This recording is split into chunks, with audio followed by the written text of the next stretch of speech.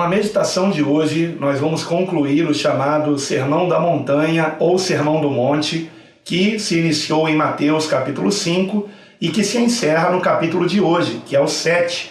Então, veja comigo, por favor, na sua Bíblia, a partir do versículo 1, o Evangelho segundo Mateus, no capítulo 7. Eu estarei lendo em partes, vamos primeiramente do versículo 1 até o versículo 6, onde nos diz assim o Senhor Jesus no texto sagrado: Não julgueis para que não sejais julgados, porque com o juízo com que julgardes, sereis julgados, e com a medida com que tiverdes medido, vos tornarão a medir. E por que reparas tu no argueiro que está no olho do teu irmão, e não vês a trave que está no teu olho? Ou como dirás a teu irmão: deixa-me tirar o argueiro do teu olho, e eis uma trave no teu próprio olho?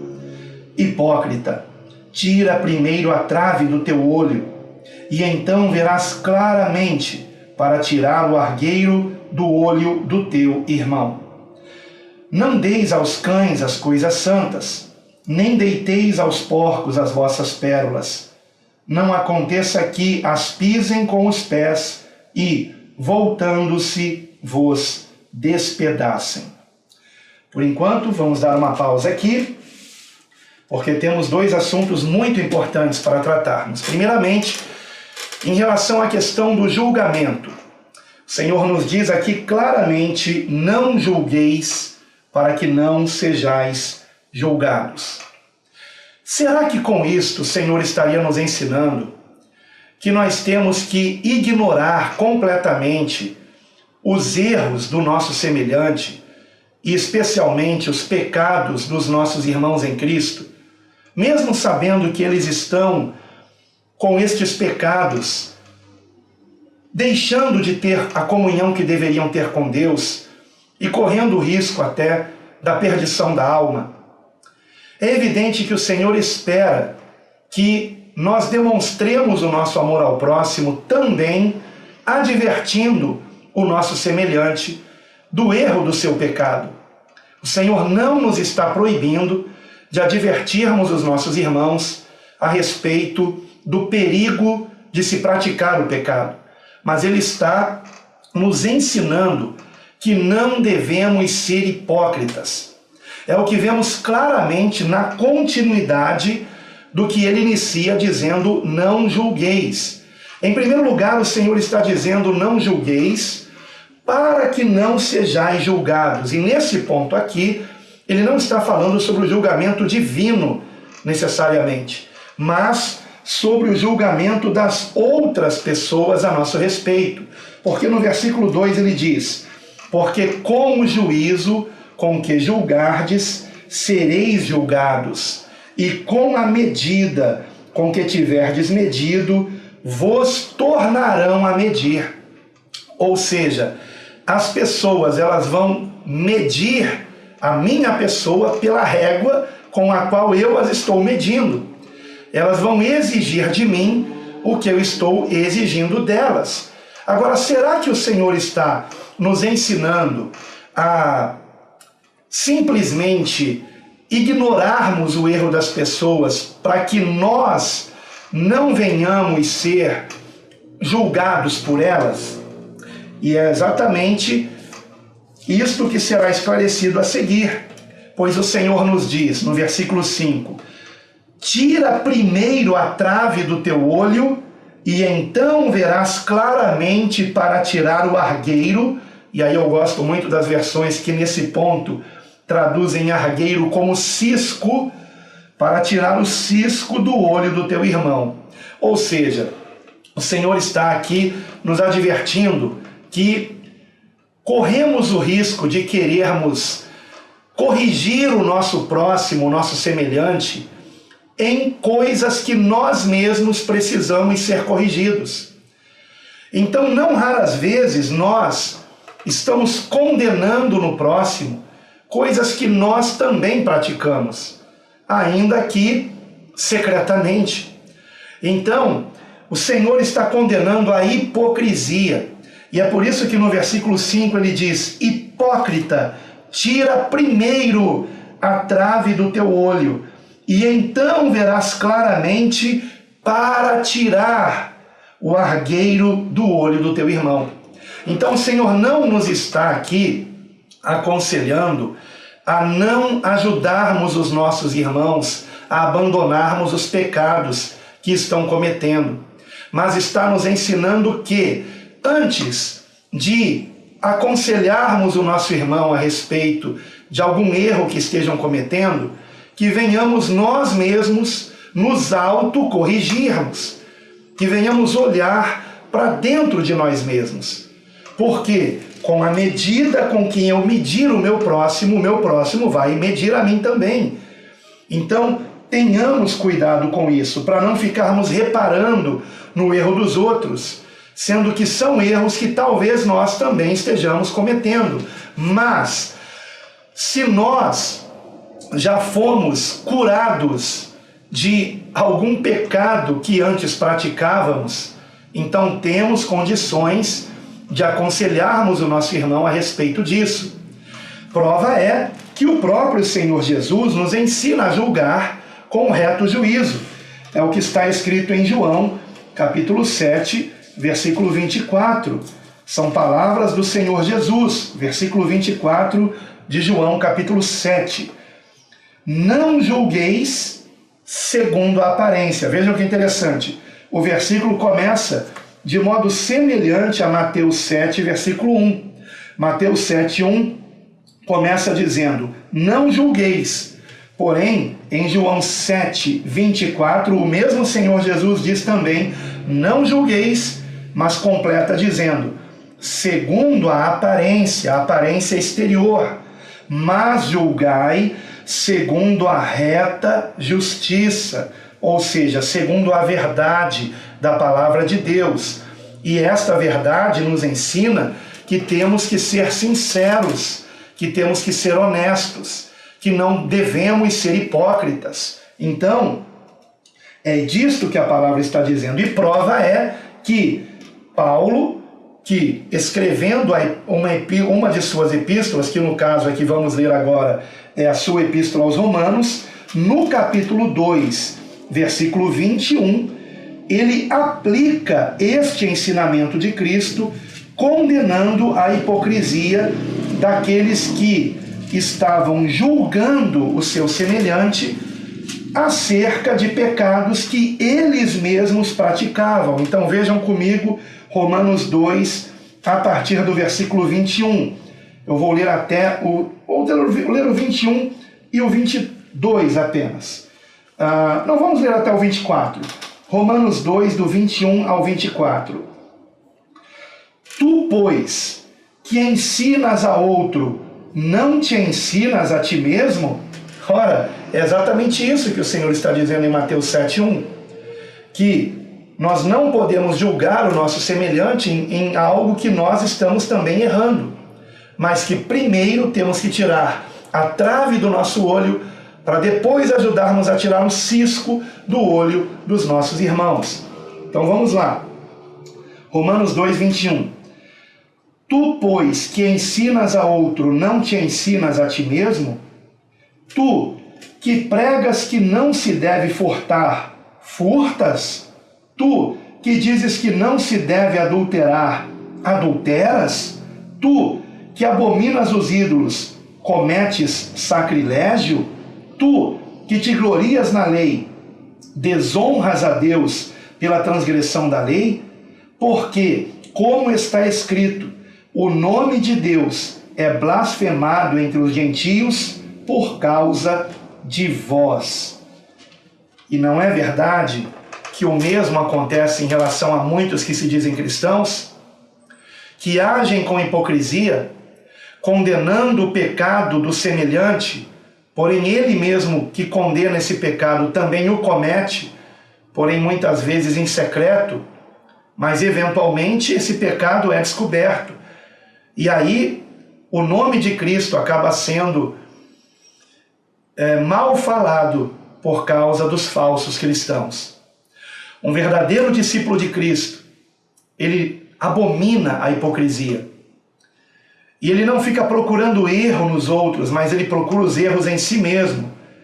E procura mudar, buscando com que a palavra de Deus nele implantada por meio da meditação, da Escritura, daquilo que Cristo nos ensinou e da oração, venha a ser transformado numa nova criatura para a glória de Deus. Então, espero que esse ponto tenha ficado esclarecido.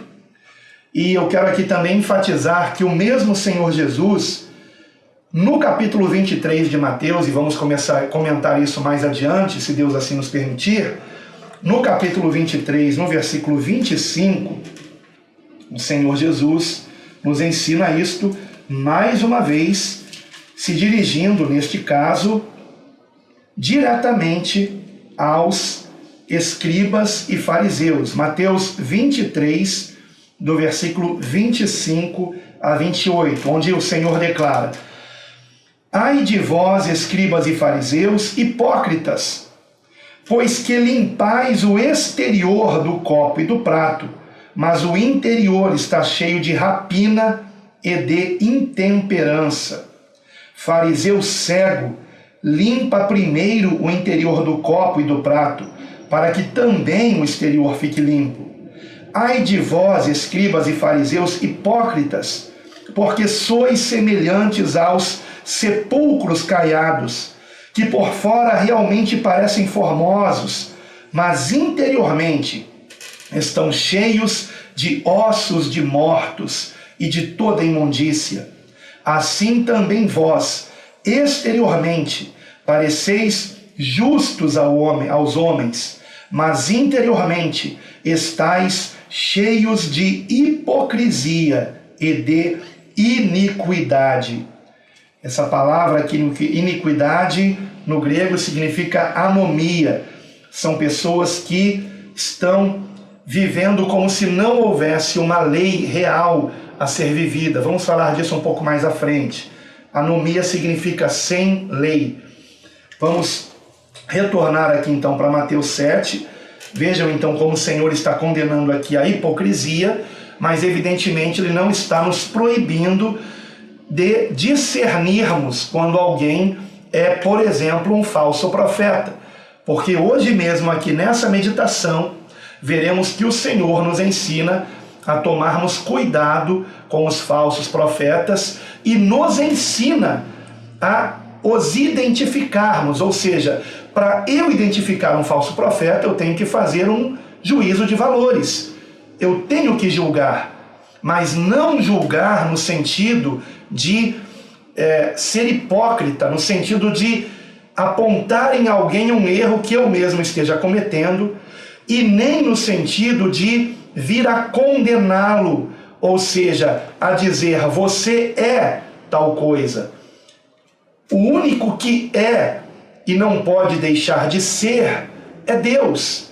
Então que nós tomemos cuidado todas as vezes que usarmos o verbo ser em relação a alguém. Porque o único que realmente é, aquele que não muda e que jamais mudará porque é perfeito, é Deus.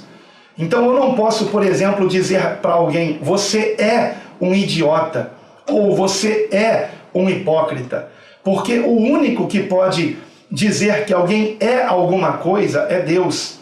Eu posso no máximo dizer, o que você disse é uma idiotice, você está agindo com hipocrisia, mas eu não posso carimbar uma pessoa com um juízo que só Deus pode determinar.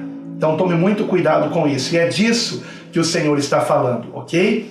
Então vamos prosseguir. Versículo 6. Não deis aos cães as coisas santas, nem deiteis aos porcos as vossas pérolas. Não aconteça que as pisem com os pés e, voltando-se, vos despedacem. Muito bem. O Senhor aqui ele está usando termos que eram referidos aos gentios, àqueles que não eram judeus. Os judeus, eles se referiam sim aos gentios como cães, se referiam aos gentios como porcos, ou seja, aos não-judeus, mas aqui o Senhor está ampliando esse ensinamento, mostrando que mesmo dentre os judeus podem haver também cães e porcos. Por quê?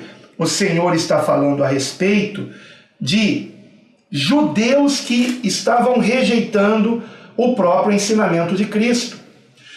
Como, por exemplo, nós vemos em algumas passagens, eu vou ler algumas delas aqui em Mateus e depois vamos para Atos dos Apóstolos. Por exemplo, Mateus capítulo 10, versículo 14, onde o Senhor diz: E se ninguém vos receber, nem escutar as vossas palavras, saindo daquela casa ou cidade, sacudi o pó dos vossos pés. Em verdade vos digo que, no dia do juízo, haverá menos rigor para o país de Sodoma e Gomorra do que para aquela cidade. E em qual contexto o Senhor está falando isso aqui? De que se ninguém vos receber nem escutar as vossas palavras, ao sair daquela casa ou cidade, os discípulos deveriam sacudir o pó das sandálias que estavam calçando. Está falando no contexto da pregação aos judeus, porque no capítulo 10, nesse contexto, ele fala no versículo 6, e diante as ovelhas perdidas da casa de Israel. Então o contexto é: preguem primeiramente aos israelitas, e se eles não os ouvirem, ao saírem de lá, sacudam até o pó das sandálias dos pés em testemunho contra eles. E também no capítulo 15, versículo 12, o Senhor Jesus, ele mais uma vez, ele mostra que esses cães e porcos podem ser até mesmo os judeus. Então ele está aqui usando, parece que é muito importante que entendamos isso. O Senhor está usando uma terminologia que certamente ele mesmo não era de acordo. Chamar os gentios de cães e porcos, ampliando essa terminologia para os próprios judeus. Ou seja, vocês chamam os gentios de cães e porcos, mas dentre vocês que ouvem as minhas palavras, haverá aqueles que as rejeitarão também. E assim, vocês estão se assemelhando a cães e porcos, porque as palavras que eu vos digo são como pérolas. E esta é a questão. Então, o Senhor está nos ensinando a nós não insistirmos em pregarmos para aqueles que zombam do ensinamento de Cristo. E muitos judeus, infelizmente, zombaram do seu ensinamento. Então, em Mateus 15, versículo 12, está escrito. Outro texto que nos ensina, nos ajuda a compreender o que o Senhor está nos ensinando. Então, acercando-se dele os seus discípulos, disseram-lhe: Sabes que os fariseus, que evidentemente eram judeus, ouvindo essas palavras, se escandalizaram? Ele, porém, respondendo, disse: Toda planta que meu Pai Celestial não plantou será arrancada. Deixai-os, são cegos condutores de cegos. Ora, se um cego guiar outro cego, ambos cairão na cova. Então o Senhor claramente está dizendo que nós devemos deixar aqueles que se escandalizarem com o Evangelho, com a pregação do que Cristo nos ensinou. Então, quando nós pregarmos a palavra e as pessoas para as quais nós pregarmos virarem as costas para a palavra de Deus, nós não devemos correr atrás dessas pessoas. Devemos nos lembrar, por exemplo, do relato de João, capítulo 6, onde, por causa da pregação de Jesus, que muitos consideraram uma dura pregação, a palavra diz em João 6, versículo 66, que muitos judeus viraram as costas para o Senhor. E ele não correu atrás daqueles judeus que viraram as costas para ele. Ele, ao contrário, ele olhou para os seus apóstolos, para os que ficaram ali, e perguntou: e vocês também não querem se retirar? E foi então quando Pedro disse: para quem iremos nós? Tu tens as palavras da vida eterna. Então, os ensinamentos de Cristo são para aqueles que querem a vida eterna. São para aqueles que não estão em busca das coisas desse mundo, mas em busca de Deus, verdadeiramente. Depois medite lá em João, capítulo 6, todo o contexto, e você verá que haviam pessoas que estavam procurando Jesus apenas porque ele as havia alimentado, multiplicando pães e peixes, e queriam continuar comendo de graça. Então, deixai-os, é o que o Senhor nos ensina.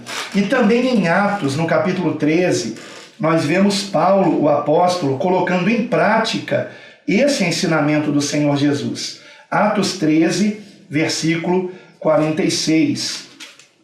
Então vejam que o Senhor não está dizendo que nós temos que ficar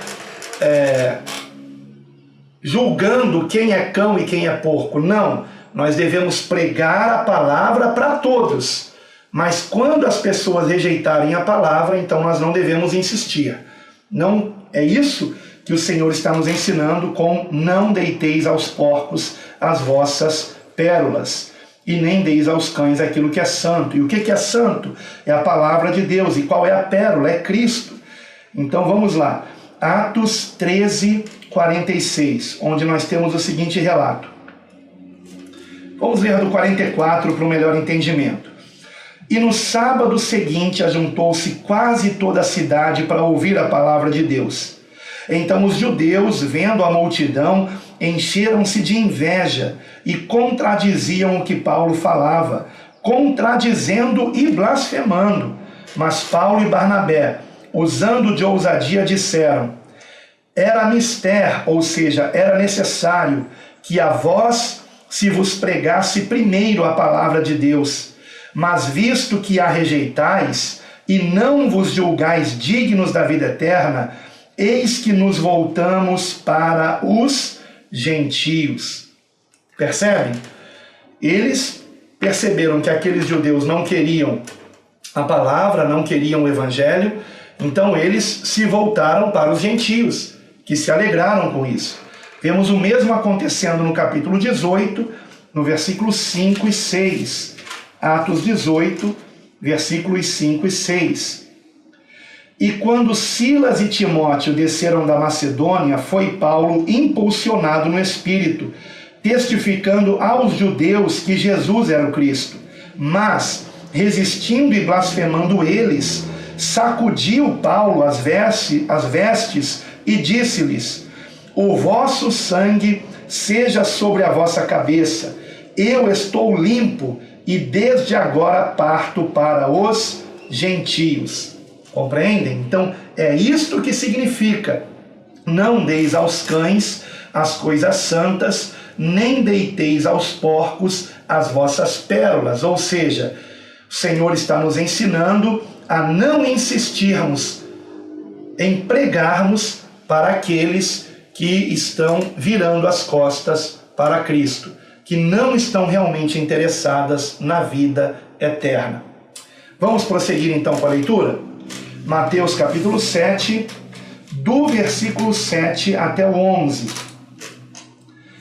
Pedi e dar-se-vos-á, buscai e encontrareis, batei e abrir-se-vos-á.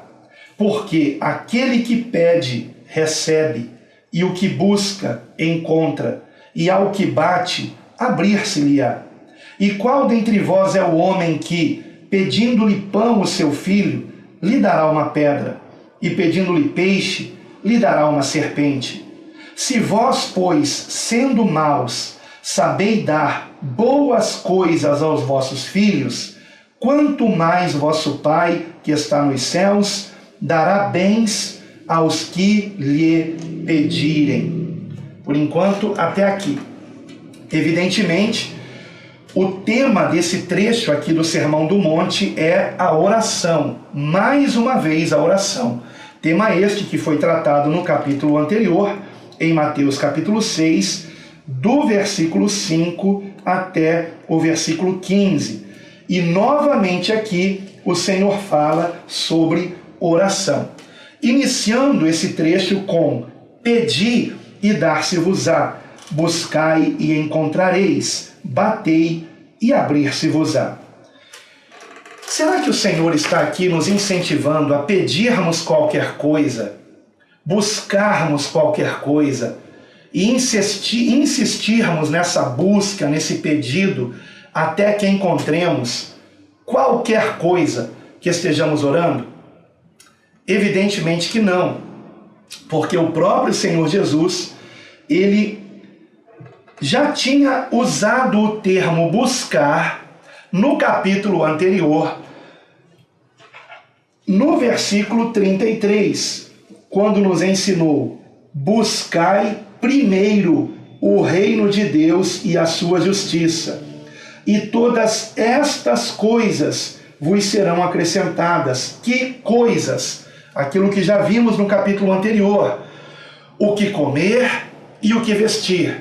Provavelmente aqui também está inserido o onde morar, mas especificamente aqui o que comer e o que vestir, a necessidade básica para a nossa sobrevivência. Termos com que nos protegermos do frio e termos o que comer para não morrermos de fome.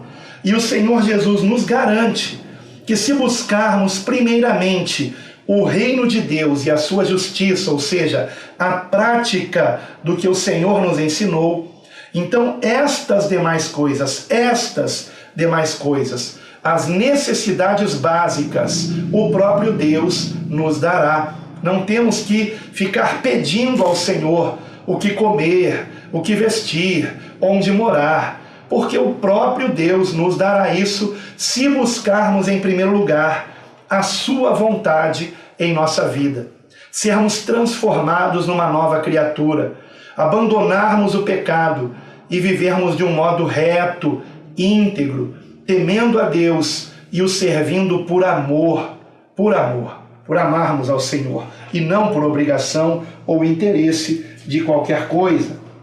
Então, nós temos aqui o Senhor nos ensinando a pedir, mas pedir o quê? E aí é interessante que em Lucas, no capítulo 11, versículo 13, onde nós temos também o mesmo ensinamento, nós temos aqui o Senhor nos dizendo especificamente o que devemos pedir. No versículo 13, o Senhor diz, em Lucas capítulo 11, pois se vós, sendo maus, sabeis dar boas dádivas aos vossos filhos, quanto mais dará o Pai Celestial, o Espírito Santo, àqueles que lhe pedirem. Portanto, o que é que nós devemos pedir? Devemos pedir o Espírito Santo. Devemos pedir que sejamos transformados pela presença de Deus em nós, que vem por meio da sua palavra. Então, pedi e dar-se-vos-á. Pedi o que? O Espírito Santo. Buscai e encontrareis. Buscai o que? O reino de Deus. Batei e abrir-se-vos-á. Mas em qual porta nós devemos bater? E aí nós veremos mais adiante, no próximo trecho que vamos ler, no versículo 13, que a porta na qual devemos bater é a porta estreita. E veremos o que é esta porta estreita, ou melhor, quem é esta porta estreita. E você evidentemente já sabe. E então o Senhor nos garante que, se nós pedirmos o Espírito Santo, buscarmos o reino de Deus e insistirmos em sermos cada dia mais semelhantes a Cristo, assim será. Porque aquele que pede o Espírito Santo recebe. Aquele que busca o reino de Deus o encontra. E aquele que bate, aquele que insiste em ser cada dia mais parecido com Cristo, assim lhe será feito, assim acontecerá. A porta se abrirá. E qual dentre vós é o homem que, pedindo-lhe pão o seu filho, ou seja, qual é o homem que, se o seu filho lhe pedir pão, lhe dará uma pedra, e pedindo-lhe peixe, lhe dará uma serpente. Vejam que interessante. O Senhor Jesus usa aqui a ilustração de um filho que está pedindo alimento ao seu pai, mas o Senhor Jesus, ele ilustra esse alimento com a imagem de um pão e a imagem de um peixe. E estas duas figuras, o pão e o peixe, eram muito utilizadas para simbolizar a igreja e simbolizar o próprio Cristo.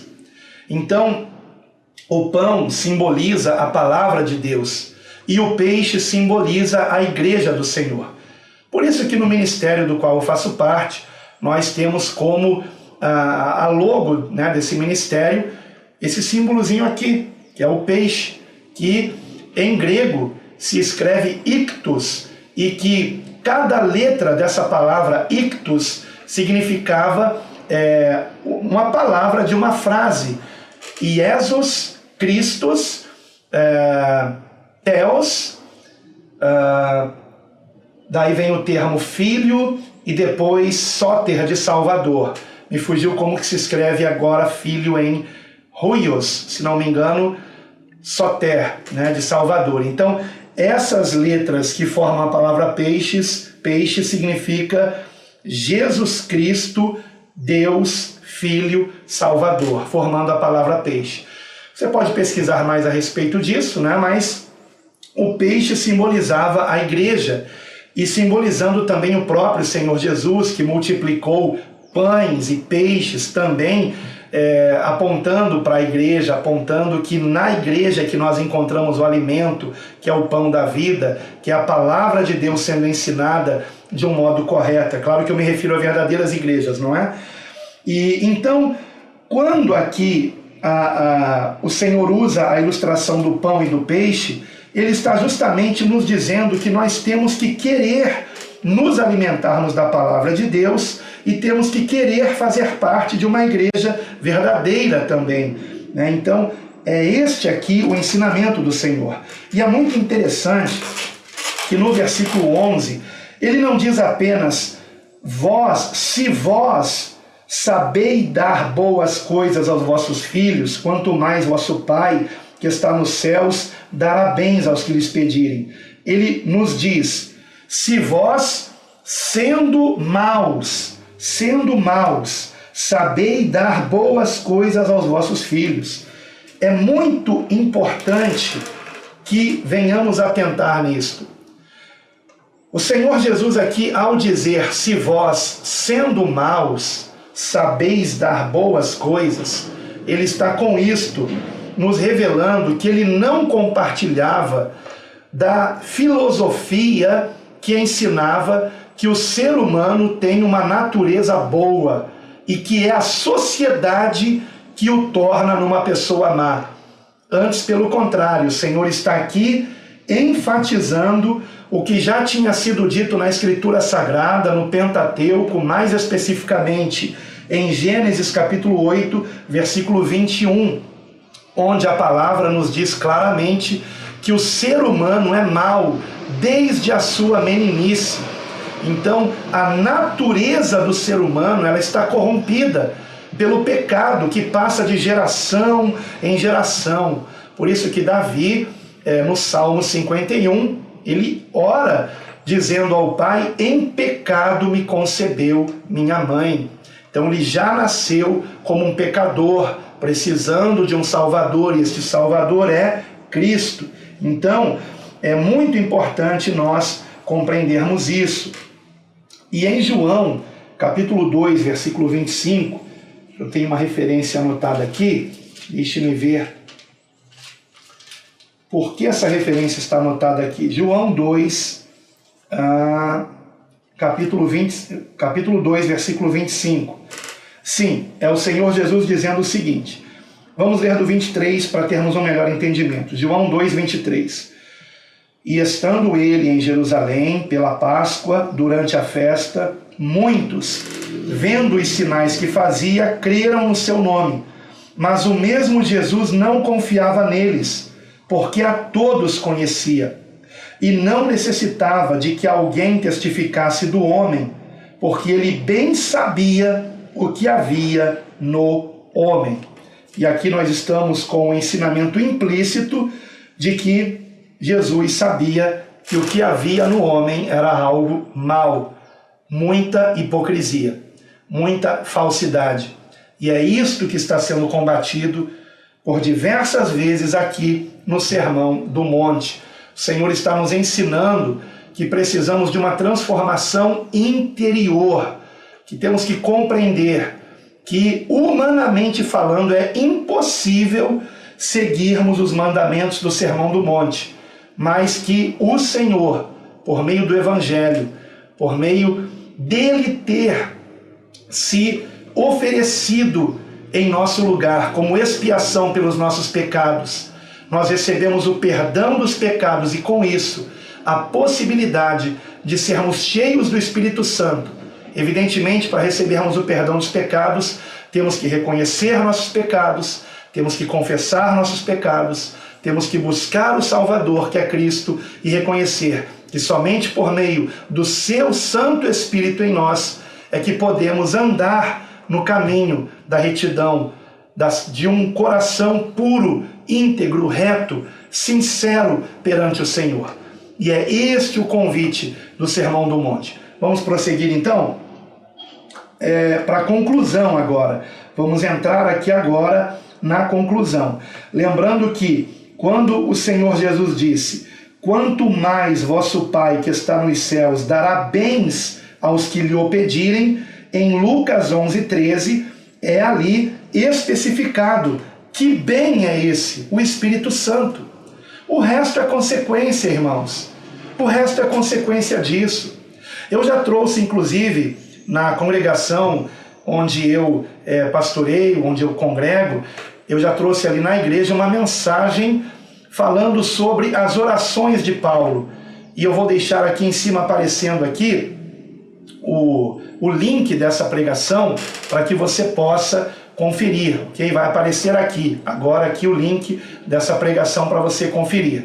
E é uma pregação, confira depois no final desse vídeo, é uma pregação onde eu mostro que todas as orações que Paulo fez pelas igrejas eram orações onde ele buscava transformação daqueles discípulos de Cristo, que eles fossem cada dia mais parecidos com o Senhor. E é isso que nós temos que pedir ao Senhor. E não ficarmos pedindo coisas materiais, que são passageiras, que são fúteis. Os bens materiais o Senhor dará por acréscimo. Foque em Cristo, foque naquilo que é eterno, na sua transformação, em você se tornar cada dia mais uma pessoa cheia de amor, cheia de perdão, de misericórdia, de longanimidade, cheia de humildade, cheia de mansidão. Seja cada dia mais uma pessoa com um caráter transformado para a glória de Deus, cheia de honestidade, de sinceridade, que é o que o Senhor espera de nós. Então vamos prosseguir? Agora nós vamos entrar na última parte do Sermão do Monte, que é a conclusão do Sermão do Monte. Essa conclusão começa no versículo 12 do capítulo 7. E ela começa, não por acaso, com o termo portanto. Aqui se conclui o Sermão do Monte. E é muito interessante que você verá que este sermão se conclui mostrando antíteses, mostrando,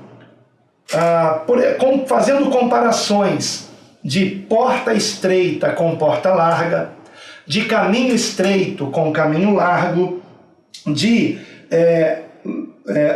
ovelhas que se vestem como lobos e verdadeiras ovelhas, mostrando a diferença entre bom e mau fruto, entre boa e má árvore, entre aquele que diz Senhor, Senhor apenas e aquele que faz o que o Senhor manda, e mostrando a diferença também entre aquele que pratica o que o Senhor ensina e aquele que apenas ouve e não pratica o que o Senhor ensina, e mostrando a diferença entre uma casa edificada sobre a rocha e uma casa edificada sobre a areia.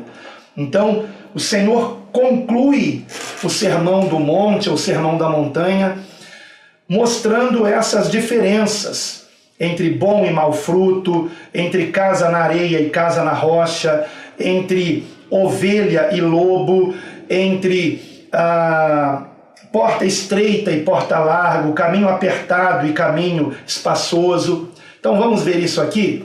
Mateus capítulo 7, a partir do versículo 12 em diante. Vamos até o final agora, assim nos diz o Senhor, concluindo o Sermão do Monte.